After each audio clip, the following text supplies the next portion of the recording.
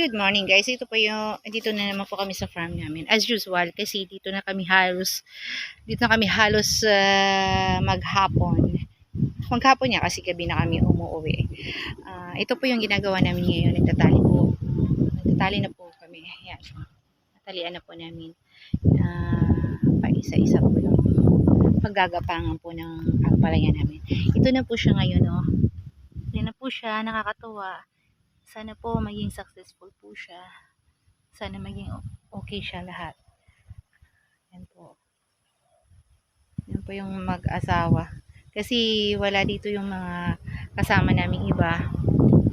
Nag-aaral po kasi sila. After school na po sila pupunta dito. Yung po kasi yung namin usapan na bawal ang maapektuhan yung studies niyo. Kasi kaya ako kayo tinanggap dito para po makatulong ako sa pag-aaral po ninyo. If ever mamaya kailangan kayo, huwag kayong mahiyang magsabi sa akin para tuloy-tuloy yung schooling ninyo.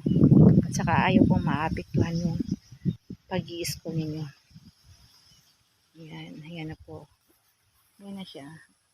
Kakatuwa, no? Ayan. Tatay ko may idea ng lahat ng ito. So, siya po ang nagsasabi sa amin kung anong gagawin namin. Kasi si tatay, simula't simula, farmers na talaga siya. So, mag-aling na siya kung anong mga dapat gawin at kung anong mga idea. Yan po. Anyway, thanks guys. Please subscribe our FB page, YFA 2023, and then our YouTube channel, YFA Vlog 2023 po. Update po ako doon ng mga videos namin, kung ano mga ginagawa namin. Please po, pa-subscribe and share po. Salamat po. Bye-bye.